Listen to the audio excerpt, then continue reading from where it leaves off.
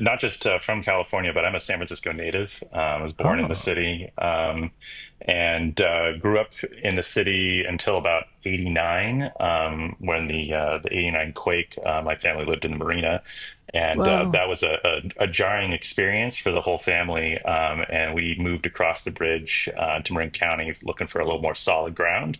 So first little bit of my life experiencing the urban environment of San Francisco, and then second half of my childhood growing up in suburban Marin County in the sun and bike paths and whatnot. Yeah, and for those who don't know, those are very different. Like Marin is a Settings, yeah. beautiful, such a beautiful place, like you described, and San Francisco is pretty urban. But that earthquake that happened was massive, right? Oh yeah, huge upheaval for the area. Led to a lot of really interesting changes in the urban landscape around San Francisco too. I mean, it was kind of the end of the urban freeway era in San Francisco, and Hmm. so many neighborhoods that we love today, kind of grew out of that moment of destruction. Yeah, and I know that because we kind of split time between SoCal and Northern California, that even from this is maybe a bit of a tangent, but even from a real estate perspective, because we have real estate agent friends in both areas, and they said that a lot of buyers are still like hesitant of buying properties right along the water because they have this idea that if something happens, it's more prone to collapses or problems. Yeah, 100%. And it's one of those things that I'm always amazed at the way that the certain neighborhoods like the Marina District that are built on fill have Hmm. rebounded in a way that it does seem like the collective memories have forgotten, so to speak. But at the same time, the science and code around earthquakes has advanced to such a degree that there's a lot that we can do to build resilient structures these days. And um, I find it really interesting the parallels between earthquake code and resilience and where we are today with fire code and resilience. Hmm. It feels like we're in the early days, whereas earthquake code really, if I recall, kind of started happening in about the '70s in California, and so we've had Okay. 50, 60 years of code cycles to develop and test, and the UC system's been doing so much work to develop resilient buildings for earthquakes. It's like if you give us that a period of time with fire science, it seems like there's a parallel there to be drawn. Yeah, for sure. Yeah, For that's sure. yeah. Let's actually. So I want to hear more about your upbringing and how you got introduced to architecture. But let's talk about that real quick because Sure. one of the things that we have in common is that both of our offices participated in the recent case study 2.0 program, which, for those of you who don't know, was started after the fires in January. And the whole purpose of the program, founded by Crest Real Estate, the expediters, was to help provide fire victims a path to rebuild, I would say, very high quality architecture and construction, but at a more accessible way. Accessible meaning financially, it's more cost effective and more schedule efficient for various reasons. And we both of our offices got to participate. And obviously, a big part of all of these houses is thinking about fire resiliency. Anyway, I don't really have a question, but I just think that's a really good point that the earthquake codes and how we do things has had a long time to develop and be thought about and be implemented, and fires maybe less so. Yeah, no, I would completely agree with you, and I appreciate you guys also participating in that case study program, because that seems like such a great opportunity to help the community with some of the knowledge that our firms have collected over the years. You know, our home office was up in St. Helena in Napan County, and so we've been dealing with the fires just a few more years ahead Yeah. of Southern Yeah. California. Mm. We lost some of our projects in the 2017 Nuns fire, and have had other fires pass through 2020 Glass Fire, Woolsey Fire. I mean, a number of fires around California have affected us. So just through participating with our clients and our own projects, we had to kind of accumulate a little bit of that knowledge. So it felt like an opportunity where we could give back Mm. that learning. Do you find that people, and this is a tough question, and I don't know who has the exact answer to it, but do you find that folks, clients, and people they remember the fires and they actually want to build in response and in preparation for the next one, or do we all suffer from short-term memory syndrome where it's a tragedy, and then 6 months go by, or probably longer, whatever period of time goes by, the news stops talking about it, and then everyone forgets, and they're like, okay, well, what's most cost effective? I need the VE stuff to bring down the price. Fire systems, whatever it might be, kick those out first. Yeah. I don't think so yet in fire. For better for worse, California has really kind of had major fires for the last 8 or 9 years, where there's been one at least big publicized in the media fire per year, and so it hasn't, I think, had a chance to leave our collective memories. But I do think that will eventually happen if there's ever a lull in the fires. I mean, to draw a parallel again to earthquakes, it's like we haven't had a major earthquake in California, knock on wood, for a while. And, that has definitely faded into the collective memory, so that, people are not thinking about that when they're making their real estate decisions, whereas insurance and real estate agents are definitely, thinking about fire right now. And that just is staying present in the mind. So our clients are definitely thinking about that. Even our clients from out of state, because we work across the country. Fire is present in so many other areas. They're thinking about it, even though the fires have been happening in California. The media footprint of what happens in California, especially in a market like LA, gets translated to all these other places. So, like when we talk to clients in Utah or Montana, places that have wildfires but don't get nearly the attention of the media, they're thinking about that as well and making decisions and investments into resiliency for their own homes for the future eventuality of fire. Yeah. We had on Matt Reisinger a few months ago, the guy from the Build Show, and he was remarking that in Texas they had recently or have annually, I forget exactly how it was phrased, but massive fires. But to your point, well, they're not hitting like a really dense environment like Los Angeles. So there's not the amount of built environment devastation, but still they're hitting those places in a big way. We just don't really think about, maybe because I'm California centric. Right, but we don't hear about it as much, Yeah. What happens in New York and LA is always the biggest topic, right? Yeah. Well, if you live in New York, like anything that happens there, that's like the center of the universe. Exactly. Nothing else really matters. What? You're not in New York? We don't care. I think also it highlights the importance and the value that we bring as architects of educating clients as well.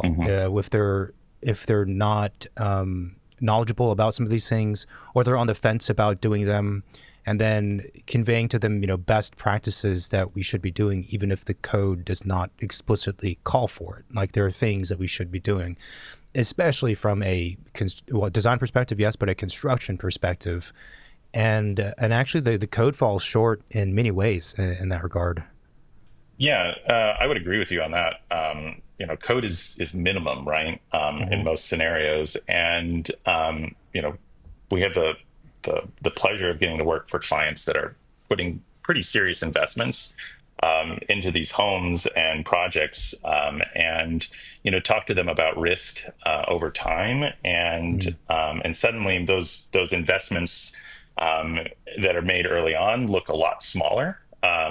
When it comes to managing risk on these projects, because these are clients that are thinking about multi-generational in these either investments or family use or things like that, and so putting in an extra 2-3% into the budget at construction, can mean that they are not worrying about whether the house is going to be 100-year home or a 200-year home, that sort of time frame. So let's we deviated. Let's go back. So you're in San Francisco, you moved to Marin, right? How were you first introduced to architecture? That's a great question, because I've always been interested in architecture. So far back that I don't really remember. It's one of those things that, your memory starts around like 5-6 years old, and you don't really have really solid memories before that. But there's photographs of me going to kindergarten. There's like dress up like you want to go, what you want to be when you grow up, right?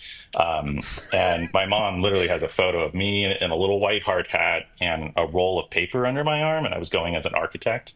That's so funny. And Were you wearing black? Yeah, it's the wrong outfit. You should be wearing thick glasses.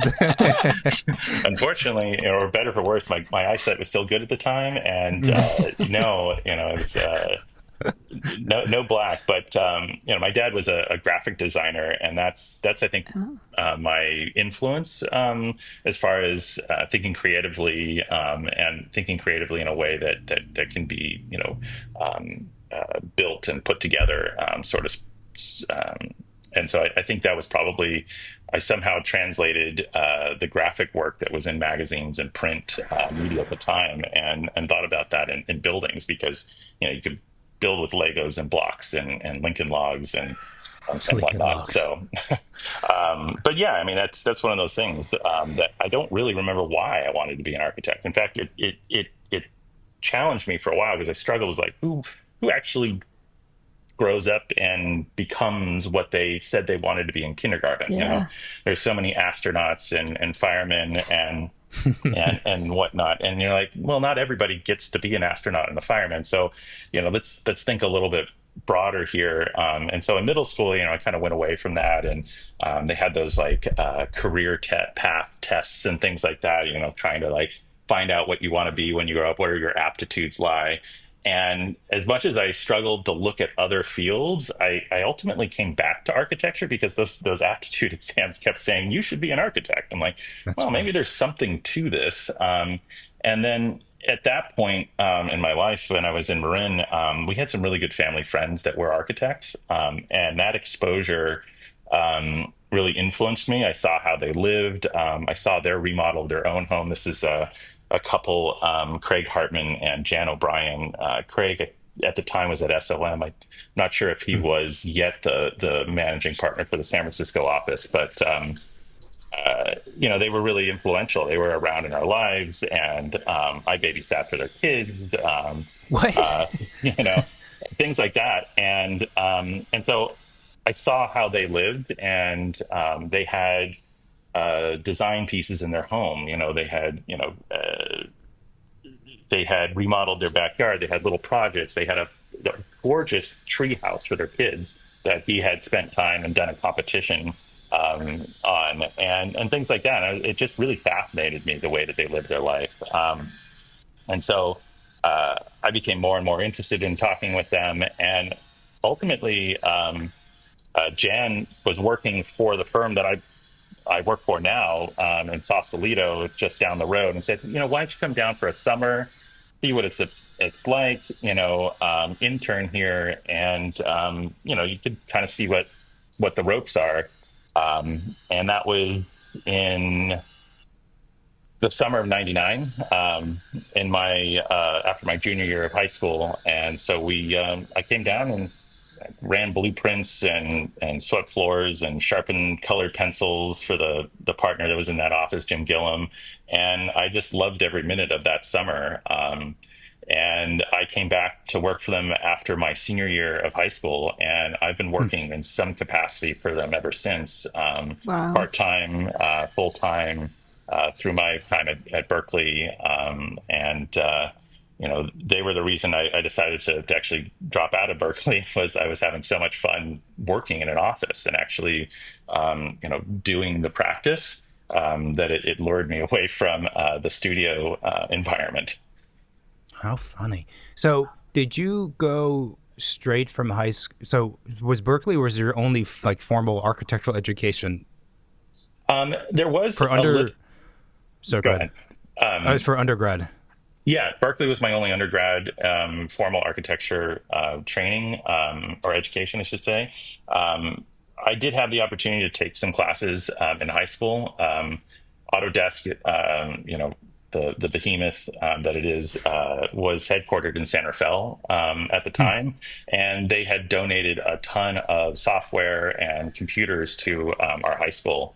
And the high school had a traditional drafting class, which I'd gone and taken the first semester that it was available to me, and the hand lettering and pencils and the whole nine yards, ink and everything, and that was great. But after the first semester, they didn't really have a program for people that wanted to do it again. But they had these computers sitting in the back of the classroom and the software literally in boxes because nobody knew how to use it. And so there was a group of 4 or 5 of us that signed up for the drafting class a second time. And so the teacher said, go ahead, take it out of the box. At the time, I think it was R14. And play with it, see what you can do. And so we just, for fun, for a semester, 4 or 5 of us sat in the back of this drafting classroom and taught ourselves AutoCAD, which, sounds really fun nowadays. It's like the AV club, but for architects. But it was highly influential because that skill set was at that time, in the late 90s, that was where the industry was transitioning from hand drafting to computer drafting. And so having that skill set was ultimately, after being an intern, that was what gave me my job at Backen, at the time Backen and Gillum, was they sat me down at literally the end of the drafting table. They had a long door on stakes, and he had this gentleman had he was the guru for detailing. He had his drafting table on one end of the table, and then I had 3 feet at the end with my computer, and he would sketch things out on trace, hand them to me, and it was my job to turn them into repeatable, CAD drawings. Wow. And that was the first few years of my career, was just sitting literally at the foot of this guy. His name was Warren Liu, and he was just the guru of all detailing and turning that stuff into the CAD library for the firm. Interesting. That's actually that's a very It's a good valuable training, I time feel, because that's the information that's hard to get sometimes as a well, then you get exposed to the technical aspect of design, right? I mean, as you know, when you draw things, you really get to understand like each pieces and pay attention to every single line. So it's not just translating, from like a hand sketch to the computer. Like you're actually absorbing knowledge as you do that, I feel like. Right, exactly. And getting to ask questions right away of, well, what is this line here? What are these 2 little dashes in this space that repeat? Oh, that's plywood, and plywood is a real thing. It's not just a line on a paper or on a computer screen. It's a real material, right? Did you get to do AutoCAD 3D at some point, or did you stay in the 2D? I stayed in the 2D. My firm, we transitioned to Revit, about 5-6 years ago. And that happened to be right as I also transitioned in my role from being a project manager and someone who actually did the drafting to someone that was leading design and managing and, and making sure that everything, rolled. And so I became the person on the drafting table sketching. And so moving from AutoCAD back into hand sketching, and now sketching on the iPad, it kind of happened as our firm made that switch to Revit. And so I just kind of got left behind to a certain degree, but, I don't mind it because the digital tools now to sketch have improved alongside just the tried and true, drawing on a piece of trace.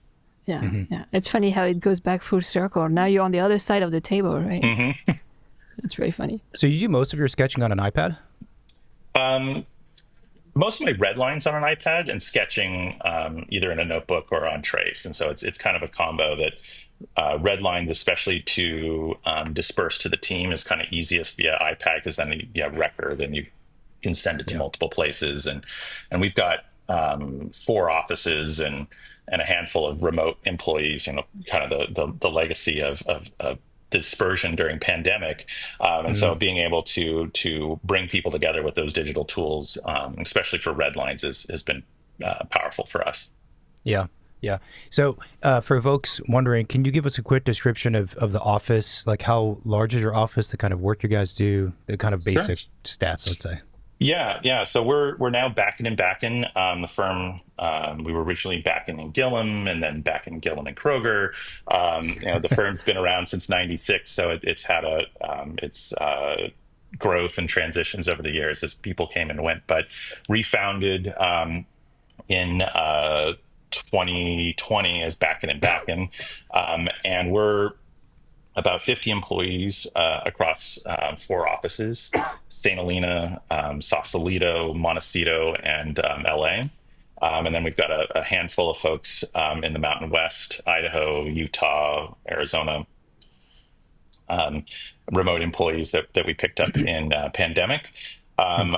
We were founded by Howard Backen and Jim Gillum to really pursue kind of Third Bay Area tradition architecture in the Napa and Sonoma, the rural wine country. He had been working for BAR, Backen, Aragoni and Ross's firm that he had founded back in the 60s, and left to pursue that more rural component of design. And the firm grew out of the growth in Napa Valley, the explosion of wine there and wine culture and wine lifestyle, and we became synonymous with that lifestyle. And so that translated then kind of across the nation as we took that work out elsewhere. Interesting. I mean, 50 people is a really good size office, but it's also not that big to have four locations and a few remote folks. Go ahead. Yeah. So how do the projects get dispersed across those 4 locations? Yeah. So historically, pre-pandemic, we really were geographic studios, and so St. Helena and Sausalito operated as sort of like a single studio, with only being about an hour and a half, 2-hour drive away. And realistically, St. Helena was a lifestyle choice so that Howard could live and be in Napa Valley, and then Sausalito was so that the rest of us that we could actually hire the folks out of San Francisco. Yeah. And sort of the same thing, Montecito and LA operate as a single office where. We had enough projects in the Santa Barbara area, whether it's San Ynez Valley, Montecito proper, to have a little satellite there. But realistically, those operated together. And that was traditionally those two hubs service Northern California and Southern California, right? And we really broke things down that way. But in pandemic, when we went fully remote, we had been doing work around the country, but it was really sort of an additional thing to the Northern Southern California work. In pandemic, when we were all fully remote, we learned how to be a more dynamic office and operate as a single team, so that we could pair a drafter in LA with a project manager in Sausalito and a job captain that could go visit the site in Utah, and pull that team together and collaborate virtually. And so that allowed us to really have a much more dynamic team. And so now we really work on teams that are more associated with schedule. So as people's availability, where they are in the cycle of their projects, where they have time, we can move people around a little more dynamically. And that gives people an opportunity to work either in California, or maybe it's on something in New York, or something in Montana. And it keeps it fresh for folks. They don't feel like they're pigeonholed into only doing door and window details on projects in LA, that sort of thing. Yeah. How do you guys handle CA when you're spread across, so many different places and the projects are everywhere? Yeah. Luckily, again, the digital tools have gotten so much better, whether it's Procore or, just good old fashioned digital photographs, drones, Matterport. There's so many tools now with contractors. And again, because of the sort of the scale and the investment that's being made in these projects around the country, the contractors have these tools available. And so we can collaborate with them, when we are remote. And then honestly, if there isn't a team member in the area, we fly in. That's another luxury that we have, that the perceived value of what we bring to a design and a project is such that the clients are willing to have us come into other places to bring our insight and design and lifestyle to a different place and do that there. Yeah, that makes a lot of sense. COVID really did push everyone to obviously this remote method of working, but the impact it has had on contractors. Some contractors, not all, obviously. True. It's pretty interesting. Yeah, not all, but it's pretty interesting, right? Because even if when a project's local, if we can handle something remotely, it saves, well, in LA or San Francisco, it saves like an hour and a half of 2 hours of driving. Especially in LA. And it's like, no one wants to spend 2 hours of driving. No one wants to pay for that. And even if we're getting paid, I don't want to do that. I'd rather handle it through a FaceTime call or whatever other method that exists, if we can. Obviously, sometimes in person is better for certain things. Right. And so you blend the tool. It's put more tools in the toolbox, and then, like everything, you're just trying to find the right tool to solve that problem, whether it's something via email, something via phone call, something in person. They're all different tools that you use to best answer that issue. And so the types of projects that the office is doing now, I know like wineries, Napa Valley, that kind of space and territory is an anchor of the office, but you guys also do houses and other types of projects? Yeah. No, I mean, wineries are what we're known for, and it's a core part of our business and who we are as a company. My partner John Taft has done some 40 wineries at this point in his career, and I know, right? It's unbelievable. He's one of the living resources in winery design, and it's amazing to sit next to him and have this encyclopedia. It's unbelievable. But the reality is that the residential work has always been the majority of our work, and it's 60-70% of our business, and it's not as perceived because, and I'm sure you guys run into the same thing, with NDAs these days, there's a lot of work that ends up being kind of below the surface.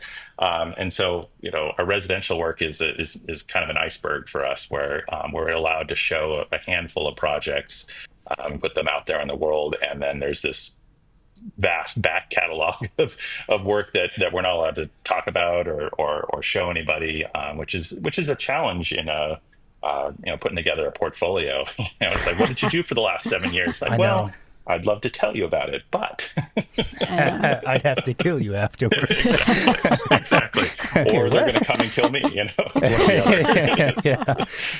Wow, This is, I'm intrigued now. What kind of clients do you? So who are these people again? What were their names? Exactly. Right. No, it's tough. Do you guys ever have like hesitation when you're approached to do a project like that? Like internally discussions, you're thinking like, I don't know if we want to do this again because I don't know. I mean, there is a financial reward and like the personal reward of, I've worked on this amazing project. But if you can't show it to anyone, if you can't share about it to to anyone, then if a tree falls on the forest, no one's there, kind of thing. Yeah, no, that was the exact metaphor that I was thinking about. And we don't have a hesitation on that. It's been such a part of our DNA as a firm, and we are large enough that we are doing enough public work as well, that it doesn't give us pause. And personally, because that's really been my focus for the last 15 years of my career has been those types of projects. It's rewarding on a different level. It's just rewarding on a more personal level. Knowing the clients, knowing that their families are going to get to use those projects, and the continued relationships that are directly with those clients over time is the reward, as opposed to being able to publish something in a shelter magazine or on our website or Instagram. So it has just a different metric of reward. Interesting. I know you guys did the who are the actors? Mila Kunis and Ashton Kutcher. Yeah. And actually, I first saw the house because I happened to be visiting another property for like a potential client kind of thing, and they were in the same neighborhood, which is kind of like a discrete neighborhood. And I remember like looking over and seeing this house, and then later on I looked it up and I was like, oh, that's interesting.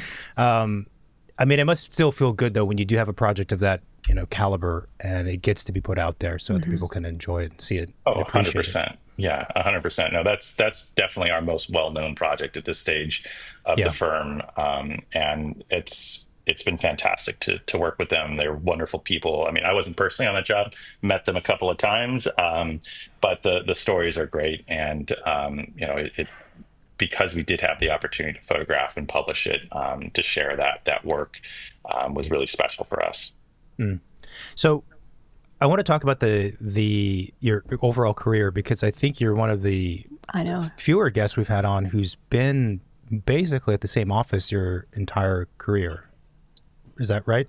Yeah, that's correct. I did a really brief stint part-time for a firm in Santa Barbara. John Eastman Architects. Did more manual labor than I think any drafting for him, but it was still a great experience. What does that mean? Well, he was remodeling his own home at the time, and so there was a group of interns that we were doing millwork and sweeping job sites and demo work for him. Okay, so actual manual labor, actual Yes. construction. Yes, like actual construction, which was still fascinating. It was a great early point in my career. So to get a moment of being on a job site was still super rewarding. Other than that, single firm. And people ask me, why did you stay all the time? Because I think the vast, the industry norm is certainly to move every few years, right? Mm. But the types of projects that this firm has had has been, each project I pinch myself and I'm like, this is a once in a career project. I mean, I'm going to work on 120 acres of vineyard that roll down and look at Mount St. Helena for a family that wants to build a 100-year home for their 4 kids. I mean, that's like most architects would kill to have that as a client. And then the next one comes around and you're going to do a farm in upstate New York, and with budgets that are just astronomical. It's one of those things that each one becomes this once in a career project, and then you sign up for the next one, and then you sign up for the next one, and next thing you know, you're 25 years in and fully invested.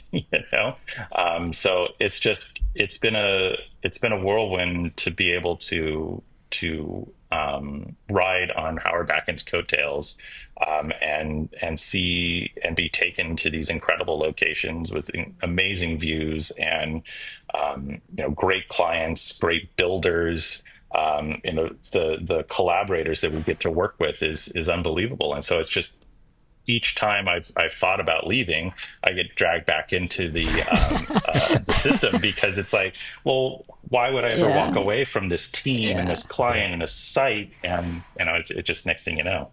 I mean, now that you put it like that, it's like if you start at the top tier, what would you want to go anywhere else but stay there, right? I mean, it's like a lot of the people who reach out to us through the show and other means are younger architects or sometimes students, and they're asking for career advice, basically, let's say.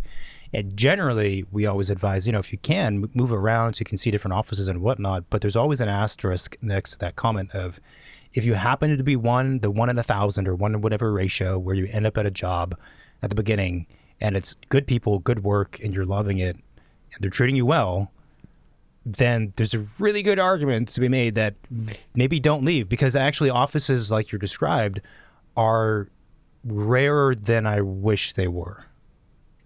Yeah, that's right. And I think it's also about growth, because I always felt like I was pushing the envelope and learning something new, and growing as a person. There was never stagnation. I was always feeling like as soon as I got comfortable about something, there was something new that was challenging me and pushing me out of my comfort zone. And the other aspect for me that's, I think, a little bit different than some architects, because people leave our firm all the time. When you're 50 people, there's always sort of a churn of people coming and going, right? And folks that I've had really close relationships with, or especially at this stage, folks that I've mentored, came out of school and worked for us for a period of time. if they have interests that are other than just high-end residential, I strongly encourage them to try out other firms. And the interesting thing is we have a fairly good return rate too of people that have worked for a period of time, That's a good sign, left, yeah. and then Aha. they just let us know that if we happen to have a position, they would be interested. And so I think that's really important because we don't do every single type of architecture here. Yeah. We are a niche within a niche, and that's a very small space. I joke with people that I've kind of worked under a rock for my whole career, because it's this tiny little, very comfortable space, and I love it because I'm strongly drawn to the personal connection that happens in residential architecture, especially at that high end level where you're working directly for a client, and you're building a relationship with them, and you get to know them, very well, their family, their hopes, their dreams, and so. There's a connection, and I know that there are other firms that do that, that do that wonderfully, but there's, like you said, there's not a lot, and so being someplace where I had that opportunity to pursue what I'm most interested in design world, residential, and for clients that are looking for design-driven work that's sensitive to site, and sensitive to the environment and larger social scenario. That's a really special opportunity, and so I stayed. And I think that's what I encourage the folks that work for me is to think about what they're interested in. What do they love to do? What sparks joy for them in architecture, to use that phrase. And go out and do that. Try other firms, try other areas. Because there's important work being done in every area. Whether it's multifamily or urban planning, or even hospitals are an important aspect of our built environment. And I just happened to luck into an area that was really meaningful to me, and so I stayed. Yeah, that's really, really well said. I think also, when you're a young architect, there might be a certain type of project that you are very interested in designing or being a part of, but there's sometimes a difference between what you imagine it's going to be like versus what it's actually like, especially when you get to things that are complex, like no, I was gonna say hotels, hospitals, or airports, or like tall towers. It's like a completely different beast. The mechanics are different, the team's different, the clients are different. And so even if you like designing towers, for example, you might find out that the whole process, because of the scale of the client, is like not really, jamming with you. I did something Right. similar. I mean, I moved around offices quite a bit, and then now, lo and behold, what we do is houses. So something about it, I guess. But houses are fun. I mean, Yeah. houses are actually, I would say, are. I mean, all buildings are complex, but houses are complex in their own right, and it's just that balance between all the classic architecture stuff and also the personalities of the clients and the personal connection is unique to houses, especially if it's a custom house that someone's going to live in. It's a different set Right. of challenges. The end user Yeah. impact on the design process is much stronger, on single family home residence than An office tower. an office tower or healthcare facility or Yeah. something like that. Yeah, you're almost building these like psychological profiles for your clients of how do they live and how do they experience space, especially how do they experience space and absorb, because that's such a key part of what happens in a home is that moment of how do they feel. And so if you can do custom home that makes them feel good, that's the dream. Yeah, that's magic. Do you have any unique requests that you've had from a client that you can share with us? That Can or cannot share? That you can. Yeah, I can share a few. Broadly speaking, one of the requests that we get very, very often these days is around wellness, right? The pandemic really turbocharged what was a nascent trend in residential architecture, and now everybody wants that. And so it's also very personal, the wellness space, because different people have different modalities or or they feel very strongly about one thing or another. And so, cold plunges are huge everywhere. I mean, I know that's not as interesting, but the different kinds of saunas, the different exercise modalities. I mean, we've had the pleasure of getting to work for a handful of professional athletes too, and Oh, cool. I think some of the most interesting requests are from them around like sleep and recovery. Yeah. The sleep science is advanced to such a degree in the last, I don't know how many decades, but we've only been exposed to it really since we've had a couple of professional athletes.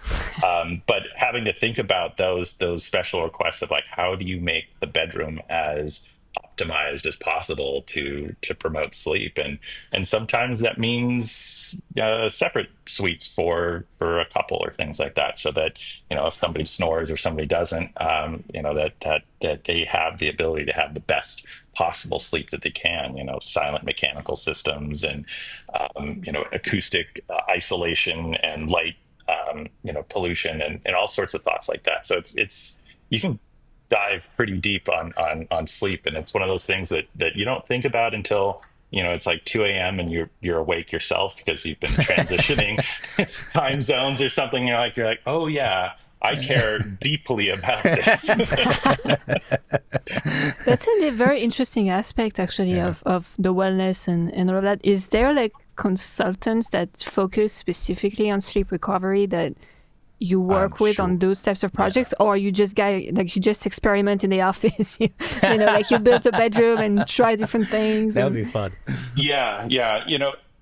We haven't done that kind of research in our office. We do have a regenerative practices department that Ann Backen, Howard's widow, founded a number of years ago to kind of do that sort of research, to have some wellness information in house. And but for the majority of our work, it's driven by clients, and so these clients show up with their own sleep specialists. Gotcha. And getting to work with that sleep specialist, we then learn the tips and tricks of what good science is along the way. And that's kind of where a lot of our growth has happened, is through each client and their unique needs. We get exposed to these teams of consultants and experts. It's the same thing on the fire science side. Through doing projects, we get exposed to the professors that are doing PhD work at Berkeley or Davis and things like that. And so it's the same thing on the wellness space. What are there specific things you guys do as an office to establish that strong and clear connection with clients? Because I find on our side, that is something I think about all the time, and how to improve that, how we do it, things like that. Yeah, I mean, there's a couple of different things, on a very basic and functional level. We've developed a questionnaire for clients. Over decades of doing projects and adding, another question. Have you thought about this? And have you thought about that? And so that's on a very functional level. We think that questionnaire does a lot for kind of establishing areas of further research. But realistically, it's personal connection of just going out and talking to them and being authentic and open, and having a conversation with them about their hopes and dreams. Is the foundation of building that connection. So I hate to leave it at something so simple, but it's not something that we work to manufacture. We just try and be open and good listeners. Yeah, I appreciate that. I think it makes sense, being a good listener. I think it's almost like it's undervalued, or maybe not talked about enough as an important aspect of the architect. And the questionnaire is a funny thing because we've been asked that same question that I just asked you, and a questionnaire is something we do as well. A lot of offices do. I just wish that there was a different word for it, so it didn't sound so corporate and boring. You know what I mean? But it's extremely valuable, extremely valuable, especially if the questions are the right ones. It just that the word questionnaire doesn't sound very intense. Yeah, we've been kicking around using the word diagnostic as another way of looking at it.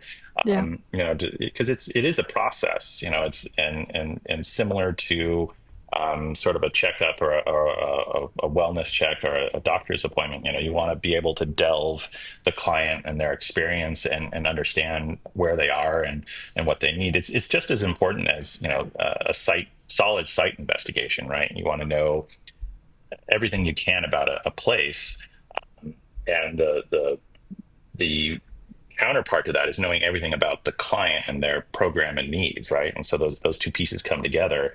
So knowing where the rocks are and where the wind patterns and historic fire paths and social context, the stuff that so many client projects and architects are espousing is really important, but it's also just as important to talk about the client as a subject that needs research and understanding and depth. Yeah, yeah. Do you guys ever have challenges with, how do I phrase it, like basically getting enough time with the client in the design process? Because a lot of these clients, when they're high profile or they're very successful, they're super busy. And at least the way that we've been doing things, I find it very important for them to be present. I mean, like mentally present for the hour that we're having a meeting. So that way, at the very least, we don't have the problem of 2 weeks later them changing their minds because they weren't really thinking through whatever it was. Oh yeah, no, that's a big challenge for us because of the types of clientele that we're working with. And so, we look at it as each project is bespoke on a lot of levels. It's not just the design, right? It's creating schedule, fees, process to meet the clients where they are. And so designing the process can be just as important as designing the project. And so, we sometimes have to adjust on the fly too, as a client promises like, oh, I'm going to be available every single Monday in the afternoon, and we're going to have a standing meeting, and we'll get through this in 9 months, no problem. And then the reality has been like, sorry, I've skipped the last 6 of these Monday meetings, and and you start having to adjust, and that's fine, because we look at ourselves as a custom design firm, and so we meet the clients where they are. And so sometimes it's literally getting on a plane and going to wherever they are in order to do the presentation, or because some clients need to be in person, right? They need to see the plans and have the discussion in person. Some prefer to do it via Zoom. It's certainly not my preference, but you do it because it's meeting them where they are. And if the client is only available once a quarter, you set up a day where, I have a client this way right now where we do 8 hours with that client. It is Wow. exhausting session. Bring the snacks, lunch is catered, and we sit down and we rotate in consultants, and we do 8 hours of work, and it's one condensed and dense day, and we're just drained at the end of it. And I know the client is as well, but that's what works for them and what they could fit into their schedule. And so we meet them there. Yeah. That's insane. Right. But at the same time, it might be very efficient because Yeah. then you get everything, presented the same day. And hopefully you get answers and decisions made, soon after that. But, Well, hopefully the meeting starts in the right direction, which I'm sure it does for you folks. But I'm just thinking it'd be pretty funny if, like, first thing you pitch, like, I hate it. Okay, well, the next 7 hours are going to be tough then. Yeah, and that does happen sometimes, but it's having the confidence to then pivot on the fly, which was something that we saw or I feel like I learned from Howard Backen, was the ability to be confident in our process and our philosophy, to not necessarily, hold on to one answer. Like, that's kind of the beauty of design, is there's a lot of answers to any single problem, and it's kind of sussing out, well, what are you're constantly weighing all these different variables. And so if you go in and you say, well, in our meetings, in our process, we thought that these were the factors that were important, and that drove us to make these decisions and solution, well, if you find out in the meeting that the client actually had a slightly different, ordering of those variables, it's like, all right, let's get out the trace and start going in another direction, and having the confidence that the process can lead to the result, not necessarily that the result is the Hmm. the be all end all. Yeah, that's also incredibly well said. I want to go back a few minutes ago. You were talking about your own personal growth in the office, Hmm. and it occurred to me that in the career of a younger architect, there's different skill sets one would try and acquire. And we could roughly categorize them as, let's say, there's the technical knowledge or skill set. There's also the design knowledge and skill set. There's leadership as a skill set, working with clients or onboarding clients or getting clients, like different buckets. Hmm. And so I'm going to guess that it seems to be that you are able to, acquire these different skills and learn things over time, all underneath the one place. Yeah, exactly. I mean, that's been the reason, or one of the other reasons I stayed, was that there were people that I could use as mentors, and expose myself to those different aspects. And whether it was working with some of the construction and detailing gurus that were here in the office, or working with some of the visualization folks. Jim Gillum actually taught a class in rendering at Berkeley, and so to be able to see how he sketched things out and created these beautiful experience tableaus for clients with colored pencils and watercolor was amazing. And then to work with someone like Howard Backen from a leadership and design process and client relationship master, and get to see how he worked over the years was unbelievable for my career, and so on and so forth. It was all these different folks that influenced me along the way, to become the designer that I am today. Someone I should absolutely mention is this guy named Nee Cloud that had worked for Andy Skirman, and I worked for him for a while. He was a project manager at the firm, and just his expectation of the level of documentation that we would do in a set of drawings, just it initially as a drafter, it was challenging, right? I'm like, okay, we're going to draw everything, Yeah. but eventually it became like, all right, let's meet those standards of graphic clarity and construction drawings, so that you can guarantee to a client that the contractor is going to build what we're designing. And so it's just been so many people along the way that have influenced me, and that's a big part of why I never went back to finish my degree at Berkeley. While I was feeling challenged there, and really struggling with the studio format, and at the same time, I was having exposure to these masters of their craft, and ultimately led me to the California experienced architect pathway. And so I've been on that journey for 25 years of just being out there in the field and working for people that were great at what they did. Did you ultimately find that one of those, half a dozen skills was more to your preference? Like you'd rather be more focused on design versus this versus that, or something else? It's also evolved over time. 5-6 years ago, if you had asked me what I thought I would be doing now, I really thought that I wanted to be a project lead through the rest of my career, because I wanted to work with the craftsmen and the contractors and be the Hmm. person that was out in the field every day, in the job trailer, and knew the all the guys on site. That's what I thought I wanted to do, and I loved that. And don't get me wrong, it was I still try and capture that whenever I have the opportunity. Yeah. Um, but I really thought that I would never want to be the person that was out there doing the business development and building the networks and relationships and leading mentorship for folks. And the people side of architecture has become such an important and joyful experience for me over the last 5-6 years as I've moved into that role here at the firm of leadership. and inherited that mantle from Howard upon his passing. You know, there's a handful of us partners that have taken up that opportunity, and I never would have guessed that would be what I would find, you know, so moving on a day-to-day basis. And it's the leadership side and people of architecture in the world have just completely surprised me, and I love it. You know, so it's become a big part of my day, anyways. I love that.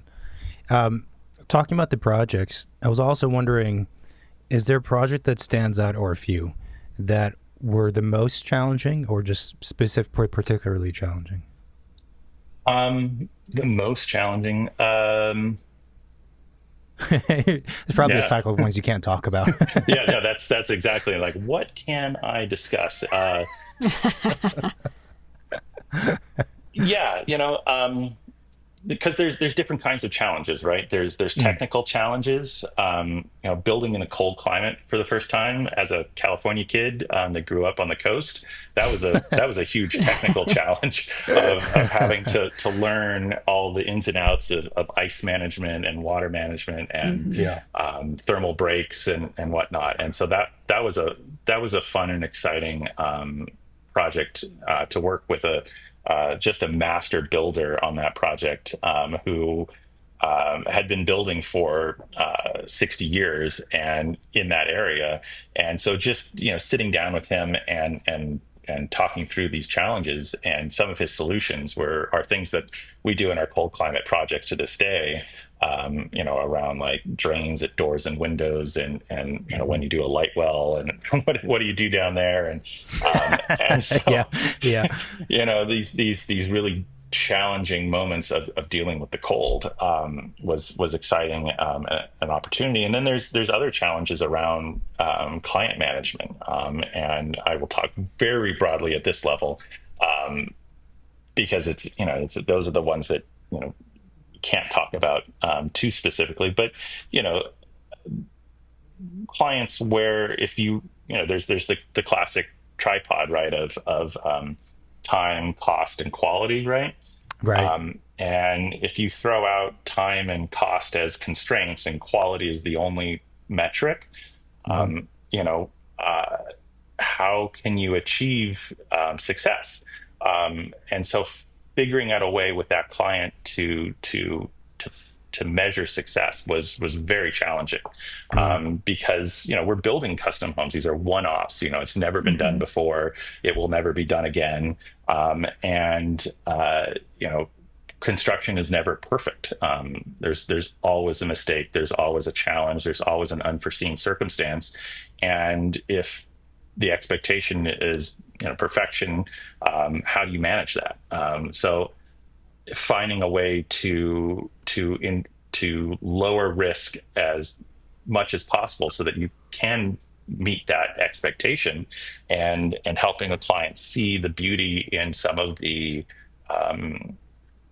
not imperfection, but irregularities, you know, because we like to work with natural materials and things like that. And so when a beautiful piece of teak checks, you're like, well, we have to talk about the story here. You know, why is it checking, and what is this space that's opened up in the beam, and you know, is that not perfect? In some respects, yes. Is it perfect in other ways because we're telling a story of authenticity and place and time and materiality? Then yeah, you know. And so being able to balance that and find the metric of success in a place where quality is the only success factor was, you know, one of the biggest challenges of my career. That's fascinating. That's interesting. Yeah. The specific comment about the checks and the beam or the joist or whatever it was, you know, reminds me that it's sometimes it's really hard to know what someone's thinking. Like, clients have a visualization in their mind of something, and you think you're on the same page. And oftentimes it's really small, but the small stuff that takes a lot of time and effort, like the subtleties of materials, for example. Oh, I love a lot of, I don't know, variation in my stone or whatever it might be. then sometimes we show them sample like, well, it's too much. Like, well, that is by definition Well, a and lot. it is Like what you want is something very muted that has slight movement. That's a better and more accurate way to describe it. And it is the tricky part when you work with natural materials, is that there is a little bit of unpredictability and honesty of the material that either you're ready to embrace or you're not. Mm-hmm. Mm-hmm. Yeah, and that circles back to your guys' point about client education too. Is helping them understand what does the material want to be. Louis Kahn's "What does the brick want to be?" Right? So helping them understand that a brick is not a perfect, cube. It has irregularities, it has texture, the firing process, the clay, the materiality, the age, all sorts of things, mortar and joints and pattern and whatnot, and all of those things can be perfection if you're headed in that direction and you've told a story of the intentionality behind it. And so it's educating the clients along the way to understand and appreciate the intentionality of the choices. The intentionality of the choices. You mentioned that you guys do work in other states. Have you ever done projects abroad? Because I feel like the one country, I mean, there is other places, like, I'm thinking France, Portugal, and so on, that, could probably resonate with the type of architecture that you guys do. Yeah. Personally, I haven't, but the firm has. I mean, anywhere they're growing grapes in the world is a good analog to the lifestyle and design work that we've developed in Napa Valley.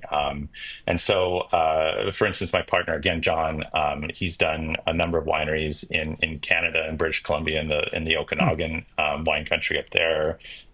Stuff in Italy, Cyprus, South Africa. So again, anywhere where they're growing grapes.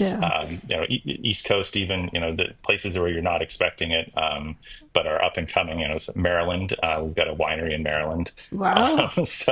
I mean, they're growing grapes in I think like 48 out of 50 states now. Oh, wow. Okay.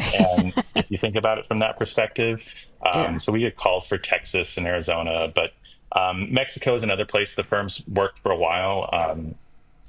We had a really seminal project in Cabo San Lucas about 20 years ago, the Esperanza Resort. It's still there, and it's amazing. Went there for a dinner last year with the family, and it's aged wonderfully. But that philosophy that we have of site specific work that is contextual and respecting of the place and wider context, and then looking at the client program and what their needs and resources are, can translate anywhere in the world. It's not that we're trying to build a Napa barn in Mexico or a Napa home in Canada. It's a process that that the philosophy gives us, that we can take to other places and investigate the area and know the land and the materials and construction practices and code and zoning and client and resources and climate and develop a bespoke design for that place. And so that we really see that as being something that can be taken anywhere and work for anybody. And the other through thread, getting a little bit long-winded here. The other through thread is hospitality to it, and so what we're interested in is hospitality across those things. So hospitality in restaurants, hospitality in residential space, hospitality in resorts and wineries, and so and frankly in retail as well. Howard and Jim participated in the development of a number of retail concepts that pushed residential experience into retail, whether that's the Pottery Barn in the early 90s in their store concepts to Williams Sonoma Home, and most recently the RH Galleries, with in collaboration with Gary Friedman, that was all about hospitality in the retail space. And so that's the thread that connects all of our project types is hospitality, and then applying that to a process, and we can go anywhere. I mean, I think the exploration of trying to do something that's different and unique every time, that's site specific, is the fun of it, rather than regurgitating. And the counterpoint to that, and the question is it challenging to still have a kind of like perceived consistency across the work, or does that not matter? It it is challenging, without a doubt. We've done enough work and are synonymous enough with modern farmhouses, right? That that's what people show up and call, and especially the cold calls. We get those, and they want another reclaimed timber barn, a la Ashton and Mila's home.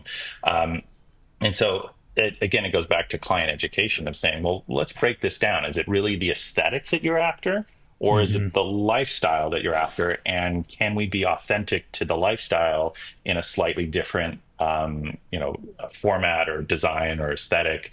Can we use natural materials? Can we use reclaimed materials? Maybe that's what it is about the reclaimed barnwood that drew them to us, and we've become known for, is a reclaimed material. Well, there's other reclaimed materials that are out there, and let's look at that and talk to the clients and see if they have some openness to exploring those spaces. And so it's taking them on a journey to explore different options to get to the same goal, but not necessarily through a prescribed design style or aesthetic. Yeah, that's also incredibly well said. I think that reminds me that one of the things we always have to do at the beginning with a lot of clients, actually not all, but a lot, is to kind of take them a few steps back and say, let's distance ourselves from this particular visual you have in mind, which is the end product, as you kind of called it earlier. And let's work backward, understand the motivations behind the larger motivations behind the project to begin with, and also why you're drawn to that particular image or images, and then start from there, rather than starting at the end, which a lot of clients tend to do, and understandably so, right? They say, I like that. Right. I want windows that look like that. I'm like, wait, let's hold up. Let's let's put pause for a second. Let's step back, and talk about the bigger raison d'etre, and that is actually much more productive. Because actually, I find if you don't have that level of understanding, you can't move forward, even if you happen to agree with them that you also like those types of windows. Like doesn't help you build a foundation of trust or process at all. Yeah. Internally, one of the questions that we always think about when a client comes and says they want something is like, what is the problem that we're trying to solve for them? And sometimes it's big existential problems that they're solving, anxieties and societal issues and things like that. And sometimes it's much smaller, and it's purely control or something like that, or that they have insomnia at 2 a.m. There's the problems can be all over the place, but it's taking the input and directive from a client and thinking about what is it that they're solving for here, and trying to think at a higher level about what is that issue. And that can sometimes lead us to come back to a client and say, yes, you asked for this, but what we're hearing is this, and what do you think about doing this instead? Sometimes you stick with the directive, and there's those clients that I want blue and give me blue, Yeah. But is blue meaning that you want a calming space? Right. And thinking about it from that perspective, and so there's a lot of opportunities to step back and find new pathways, rather than necessarily walking the tried and true. I couldn't agree more. That's also very well said. Talking about going back to the CS2, the Case Study 2.0 program and the house you guys designed, and the broader topic of fire resiliency, which we've discussed in the show before. But it'd be great to hear from you guys what things you are doing, what things you recommend clients to do or be mindful of, in building houses and structures that are more prepared. Sure. Yeah, I mean, the biggest thing is starting outside of the home, right? Um, and so finding either a landscape partner or whether that's a landscape architect or landscape design build or design or whatever, that's thinking about it further out from the building. You know, it's looking at how do we start to slow the intensity of fire further away from the structure, because any opportunities to lower the intensity by the time you reach the building edge is going to improve your chances of success of surviving the fire. And so careful landscape design, and then same thing with hardscape and features on the property. Uh, Another one is evacuation. How are you going to get out? Mm. What's the length of the driveway? How easy is it to hop in the car and be out of there at 3 a.m. when the fire rolls over the hill? And so that's outside of the building is really important. And I think that's where we spend the majority of our time preparing. We also have the luxury that most of our projects are on larger site, at least an acre. The case study is kind of a little more Right. unique, where your zero lot lines and whatnot are really pushing a different sort of approach, where we can only really harden the building to protect the structure. And so, you know, in those scenarios, we're using the same techniques of once you pass through the landscape to the structure itself. The case study is doing the same thing. So it's looking at those opportunities to make the envelope tight, more than anything else from ember intrusion. And there's the basics with vents. And, you guys have had some great podcasts this year about unvented attics Hmm. and things like that. And it's a little counterintuitive to the lifestyle that we espouse in our projects of bringing the outside in and connection to nature and whatnot, and trying to make this hardened shell. And so, how do you balance the two? And that can lead to some interesting solutions. And so, we're looking at all sorts of alternate products that achieve similar sort of fire resistant classifications, to get technical from them, in Class A ratings, right? Yeah. And so there's treatments for wood, and so you can still have a wood structure that, stucco is Yeah. fantastic, Yeah. and the choices you make in your detailing of how those pieces meet, are they really going to be tight? Is that achievable by a contractor to keep that tight moment, or are you going to end up with movement over time that opens up those spaces, and then there's an opportunity for an ember to get into there, Hmm. and other little things that are subtle, like tempering all your glass. Hmm. Generally speaking, fire is intense for a short period of time, and so having even a 20-minute rating on your glazing throughout the house rather than standard glazing can make a difference, right? And so, looking at those opportunities. Porches are another place where you extend Yeah. the hardscape out from the house, and so the flame is kind of stopping further out. Are little places that you can subtly influence the resiliency of a home in a way that it's not really perceptible. I appreciated it, especially in the Palisades fire. There was that passive house, right, that got a lot of publication. Yeah, yeah. Um, you know, of the concrete walls and very small window openings. I apologize, whatever's going on outside. It suddenly started banging away.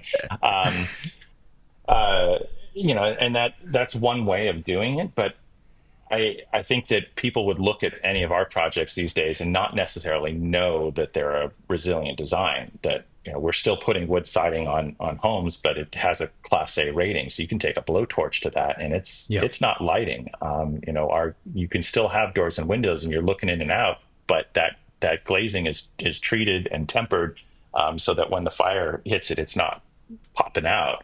Yeah. And the subtle use of detailing and tightness in eaves. You can still have an eave. You just got to make sure that when the ember gets up in there, it's not finding a home. Yeah. So all those little things, you can still have what appears to be a traditional home, and not worry about needing to build a concrete box. Those are, first of all the points you made about fire resilient design are definitely correct and great ones. And I really appreciate your larger point about, basically, if we design a fire resilient home, does it have to outwardly project the idea, like blatantly, I am a fire resistant house, I'm a bunker? If you build a rock, I mean, it will resist the fire. So, but do you want to live in a rock? Yeah, no, but I appreciate you saying that, because when we were designing our house for the Case Study 2.0 program, we had that same internal discussion in our office of like, well, I know that fire resiliency is a lead part of the program, as it should be, absolutely. But like, do we want to design something that just looks like that was the primary objective, is to build this safe house? And we were not convinced that was necessarily the right path to go. I have nothing against concrete or CMUs. I love those materials, in fact. But there's the kind of, I felt there's a psychological component potentially of, like the analogy I use is safe rooms, as you know, have become huge the last 15 years. More safe rooms, bigger safe rooms, more security cameras. And look, if you have celebrity clients, then it makes sense. But, more everyday wealthy folks are also doing that. And there is sometimes a psychological downside, because do you want to be constantly living in what was outfitted like a prison and knowing that you have cameras everywhere because you're afraid constantly of this and that? And so anyway, that's a long way of saying that, there's a lot of really good materials that people don't know about. Are you guys working? So we're working with Arbor Wood or Arbor Woods for siding, Class A fire rated siding, wood siding. I haven't come across those guys, but I would love to put that in our catalog. We're using a lot of Hewn out of Oregon, and Montana Timber Works out of Montana. I guess that's obvious, but it's generally there's a safer wood as well from Chemco up in Washington. So there's a number of companies, and the space is growing rapidly as the market adapts to the code cycles, and there's a lot of new stuff that's entering and coming in from overseas too. We're looking at some of the Australian standards and things like that for how to get ahead of code and what's being adopted. And so we've been following some products that have been going through the testing cycle with the state of California and the fire marshal that are already in use in Australia as a way to kind of get ahead of code minimums. Yeah. There's a lot of really cool stuff. Actually, there's a product. I think there was an article in the Wall Street Journal that came out. I think it was pretty recent. A product called Superwood, which is a great name.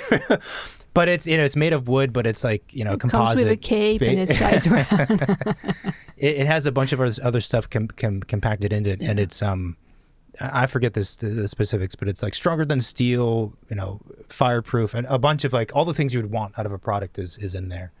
But that's something that is another product we should look into. Tom, I think you froze. Hey, you're back. I'm terribly sorry about that. I've been using an iPad because iOS is usually very steady. And I actually had an iPad crash, so I don't think I've ever seen that before. I've never seen that before either. Anyway, about that. No, it's all good. We're just talking about Superwood, so that's another product to look into. I know we're running out of time here, but I think hearing a bit more about I'm going to butcher their name because I had it written down, but my writing is terrible. The Resilient Design Practice Studio.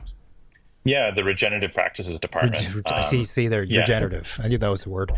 Yeah. It was something that Ann Backen, pushed us to grow. We were doing beautiful work, and aesthetic work, but we felt like we could do more, especially go beyond sustainable as a goal. Could our work be healing beyond just being sustainable and being at a baseline, right?